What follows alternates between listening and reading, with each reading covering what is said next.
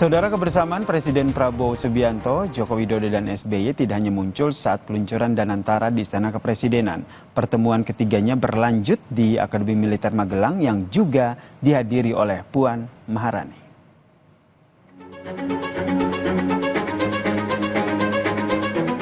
Presiden Prabowo mengatakan baru kali ini bisa bertemu, berkumpul, bersilaturahmi tiga presiden dengan ketua-ketua lembaga dalam situasi yang sangat santai.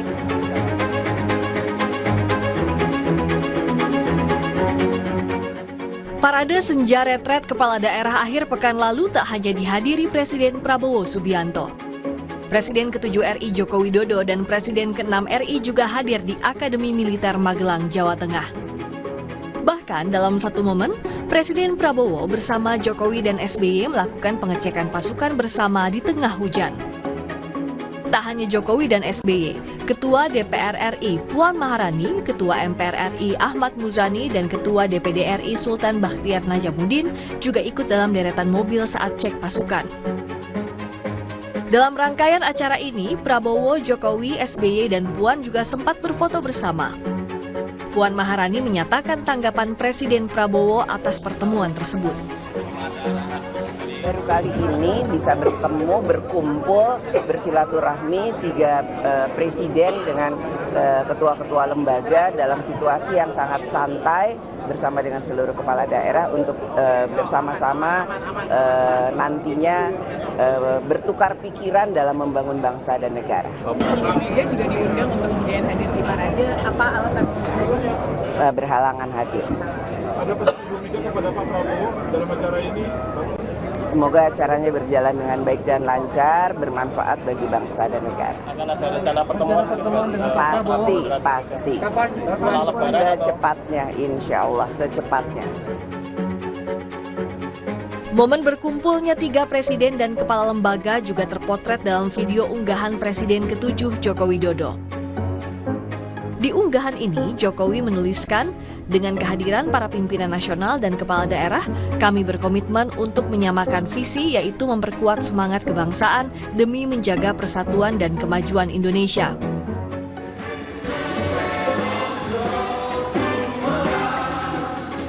Keakraban Prabowo dengan dua presiden sebelumnya tak hanya terlihat pada acara resmi saja. Ketiganya pun sempat bernyanyi bersama dalam acara penutupan retret kepala daerah di Magelang. Sebelumnya, kebersamaan Presiden Prabowo, Joko Widodo, dan SBY juga terlihat saat peresmian Super Holding Daya Anagata Nusantara Danantara di halaman tengah Istana Merdeka pada Senin 24 Februari 2025. Tim Liputan, Kompas TV.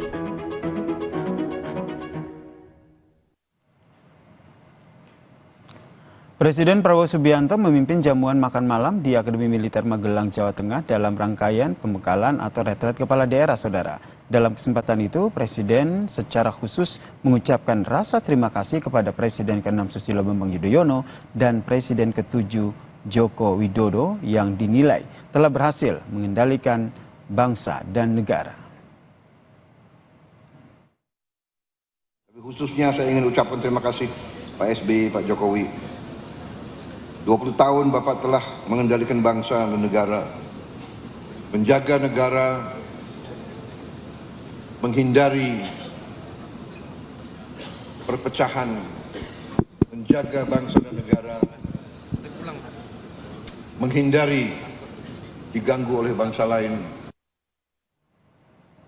Lalu seperti apa membaca momen keakraban antara Presiden Prabowo Subianto, Joko Widodo, dan SBY serta ketua lembaga yaitu ada Puan Maharani di Akademi Militer, dan apa pesan yang ingin disampaikan oleh Prabowo Subianto ke publik dari momen ini? Kita berbincangkan dengan Dewan Pembina Partai Gerindra, Mas Daniel Ansar Simanjuntak, dan juga ada pengamat politik sekaligus Direktur Eksekutif Carta Politika, Mas Yunarto Wijaya. Saya ke Mas Toto dulu. Mas Toto, kalau tadi ada di paket pengantarnya, Puan menyatakan bahwa ini kali pertama pertemuan antara Prabowo, SBY, Joko Widodo yang dilakukan secara santai. Kemudian juga tadi kita dengarkan ucapan terima kasih yang disampaikan oleh Prabowo Subianto. Apa yang Anda baca dari momen-momen ini? Yang pertama sebetulnya ini kan sebuah rangkaian dari narasi yang memang dari awal Presiden Prabowo selalu sebutkan ya, bicara mengenai persatuan, bicara mengenai rekonsiliasi, bicara mengenai soliditas, gotong royong. Jadi memang sepertinya modal utama yang dianggap sangat penting oleh Presiden Prabowo ini adalah persatuan, stabilitas politik kalau kita mau lihat dari sisi analisis politiknya. Dan ini kan hanya rangkaian saja bahwa sudah beberapa kali pertemuan-pertemuan yang sifatnya simbolik, walaupun misalnya antara Pak Prabowo dengan Pak Jokowi, Pak Prabowo dengan SBY, dan sampai sekarang masih menjadi isu ya, karena belum jadi kenyataan, misalnya rencana pertemuan Pak Prabowo dengan Ibu Mega, bahkan bukan berhenti sampai level simbolik. Kalau kita lihat upaya Pak Prabowo untuk mengajak semua partai bergabung, artinya itu kan masih turunan dari narasi tersebut. Jadi apa yang terjadi kemarin memang dalam sebuah momen yang lebih santai, sebetulnya memang terlihat sekali itu narasi yang sangat dikedepankan oleh Prabowo sebagai modal awal pemerintahannya untuk membangun stabilitas politik. Nah, memang munculnya Mbak Puan di antara tokoh-tokoh yang menjadi presiden atau pernah menjadi presiden ini kan memang menjadi menarik tafsirnya. Sebetulnya kehadiran Mbak Puan bukan hal yang aneh, karena seluruh ketua atau pimpinan lembaga negara kan diundang, ada ketua MPR, ada ketua DPD. Akan tetapi kan orang langsung mengkaitkan ini, bahwa ketika tidak hadir Ibu Mega, apalagi di tengah situasi pertanyaan besar, sempat ada ditundanya kader-kader PD Perjuangan datang ke retret, apakah ini berarti Mbak Puan memposisikan dirinya mewakili Ibu Mega? Dan ini juga bukan hal baru, Mas Yasir, karena kalau kita lihat kan kecenderungan sikap politik Mbak Puan dengan Ibu Mega, walaupun katakanlah masih dalam satu garis perjuangan, satu garis sikap, akan tetapi gaya berpolitik dalam konteks Mbak Puan cenderung lebih lentur, Bu Mega cenderung lebih keras. Ini kan selalu menjadi sebuah perimbangan tersendiri yang ada di dalam tubuh PDI Perjuangan. Dan apa yang kita lihat sekarang sebetulnya hanya meneruskan sebuah kondisi yang sudah lama ada. Meneruskan kondisi yang sudah ada, berarti keakraban ini harapannya ke depannya akan terus berlanjut begitu ya? Ini Bang Yasir, tapi saya harus mengatakan satu hal. Apa tuh, Mas? Keakraban itu it's a one thing, itu bagus di hadapan publik sebagai sebuah simbolik bahwa tidak boleh ada konflik di bawah. Tapi jangan diartikan bahwa keakraban ini berarti siapapun harus masuk ke dalam barisan pemerintahan. Tahan sampai di situ dulu ya Mas Toto ya. Aku mau lempar ke Mas Daniel nih. Keakraban tadi hanya sebuah simbolik, tapi jangan sampai diartikan semuanya harus ikut pemerintahan. Tanggapan Anda? Iya, Mas Yasir, seperti disampaikan oleh Mas Yunarto tadi, ini adalah simbol politik atau simbol dari langkah politik yang ingin dilakukan oleh Pak Prabowo sebagai presiden. Saya sering sebutkan bahwasannya akhlak politik, sebutlah begitu, atau fatsun politik Pak Prabowo pada saat ini, saya sering sebutnya dengan istilah upaya akumulatif advantage, atau upaya mengakumulasikan kemajuan-kemajuan dari era atau rejim-rejim sebelumnya. Sehingga upaya yang ingin dilakukan Pak Prabowo itu adalah upaya mempersatukan. Jadi apa kebijakan-kebijakan politik atau kepemimpinan yang punya nilai-nilai baik itu kemudian disatukan. Nah, hal-hal yang buruk dari masa lalu itu kemudian dinegasikan, dan Pak Prabowo memulai langkah baru yang itu langkah-langkah mengakumulasikan kemajuan-kemajuan saja, kemudian mengabaikan atau membuang hal-hal yang punya dampak buruk atau kebijakan-kebijakan yang punya kecenderungan buruk. Itu yang pertama. Kemudian kedua, apa yang terjadi pada kegiatan retret atau parade senja kemarin itu adalah hal yang biasa. Kenapa? Karena memang seluruh petinggi negara itu diundang. Termasuk DPR, Presiden kelima Megawati Soekarno Putri? Ya, saya tidak tahu persis terkait dengan posisi diundang atau tidak, tapi semua pihak, petinggi negara. Berarti kalau semua presiden diundang, saya tidak tahu, tidak mampu menjawab apakah Ibu Megawati diundang atau tidak. Yang jelas Pak SBY, Pak Jokowi hadir sebagai salah satu simbol persatuan itu. Pak, dalam sejarah kita kan jarang sekali, bahkan relatif tidak pernah begitu presiden-presiden sebelumnya itu ditempatkan pada posisi yang terhormat.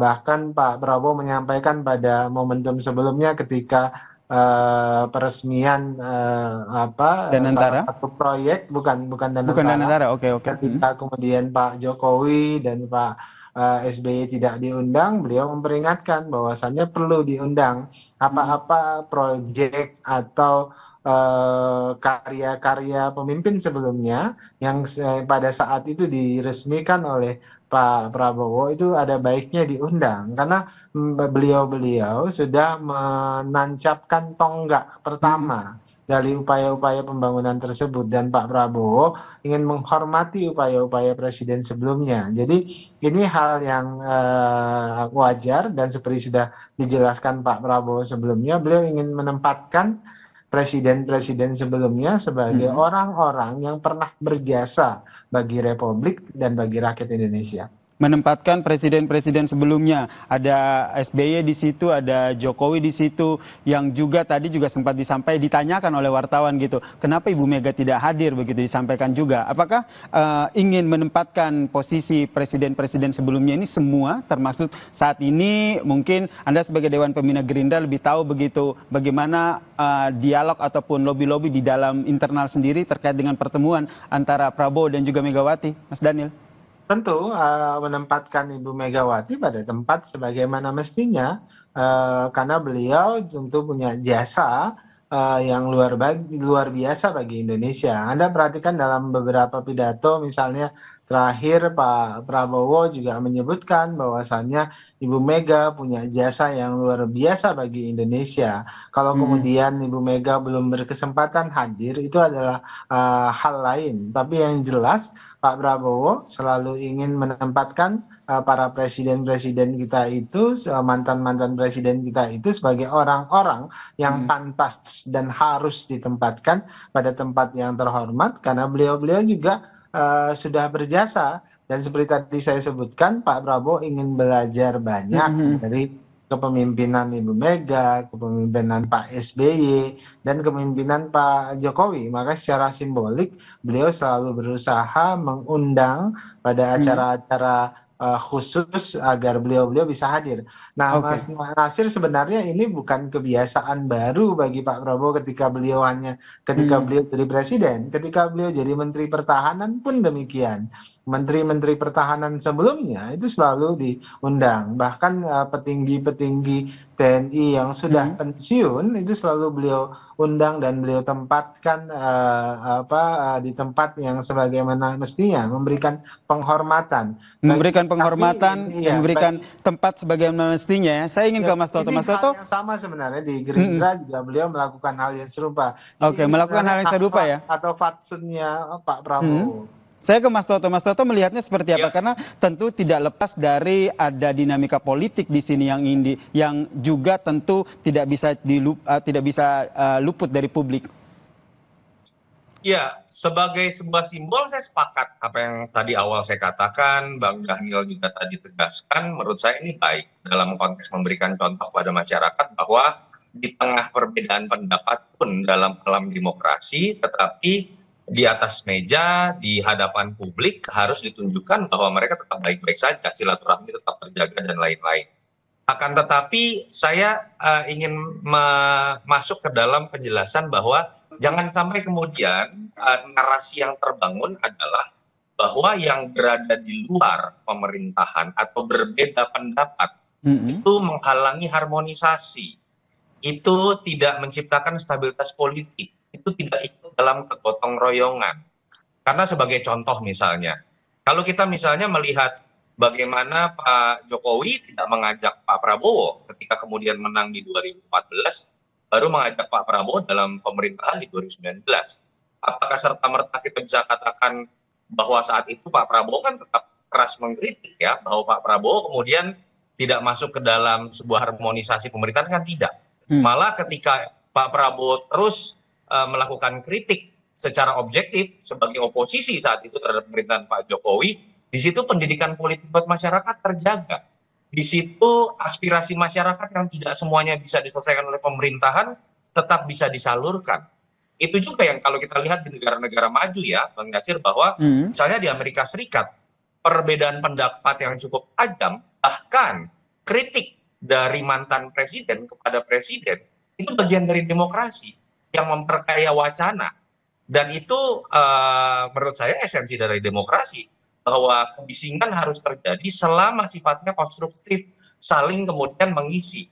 Jadi ini yang menurut saya jangan sampai dicampur adukan, bahwa kemudian orang melihat yang partai yang nanti tidak mau bergabung ke dalam pemerintahan, itu seakan-akan partai yang sifatnya konfliktual, tidak ingin membawa perdamaian. Enggak, demokrasi itu malah menginginkan adanya sebuah antitesa, menginginkan ada suara yang berbeda, entah dalam konteks ini partai, entah dalam konteks tokoh, atau dalam konteks bahkan perbedaan pendapat di antara presiden dengan mantan presiden selama niatnya adalah baik dan bukan untuk saling menjatuhkan.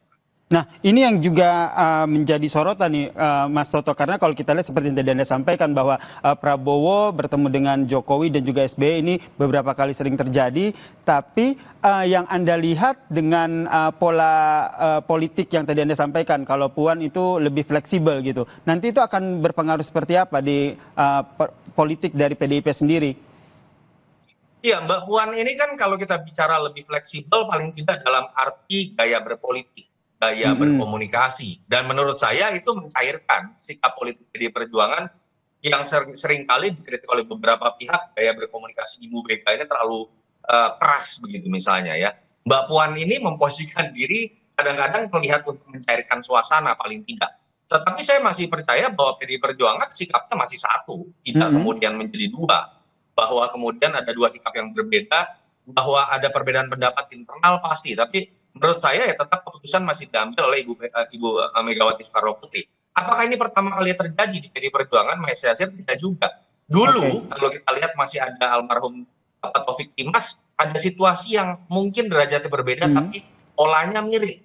Bahwa Ibu Mega juga cenderung bersikap keras terhadap pemerintahan SBY saat itu, Pak Taufik Kimas almarhum ini cenderung bersikap lebih lentur dalam berarti lebih fleksibel begitu ya. Saya ingin ke Mas Daniel. Mas Daniel, dengan gaya politik Puan Maharani yang lebih lentur atau fleksibel ini, apakah ini juga jadi salah satu peluang dari Gerindra untuk terus mengajak untuk PDIP untuk bergabung atau tetap berada di oposisi? Seperti disampaikan Pak Prabowo pada HUT Gerindra ya, beberapa waktu yang lalu, Pak Prabowo tidak mempermasalahkan apabila PDIP ada di luar maupun di dalam. Di luar pada saat ini ya positif saja, artinya itu langkah baik untuk melakukan penyeimbangan terhadap pemerintahan, mengkritik pemerintah, dan Pak Prabowo selalu membuka ruang untuk dialektika. Jadi hal yang wajar. Kemudian kalau kemudian Pak Prabowo terus ingin berkomunikasi dengan semua pihak, itu memang iya. Jadi bukan hanya ke Ibu Megawati, tapi semua pihak, bahkan Pak Emil Salim saja yang kemudian juga menjadi kritikus pemerintah sampai dengan detik ini, itu beliau temui dan beliau minta nasihat dari beliau-beliau tersebut. Jadi Pak Prabowo ini posisinya selalu pada posisi ingin menghormati dan mendengar semua pihak, apalagi orang-orang yang sudah senior dan sudah banyak makan asam garam di pengelolaan pemerintahan.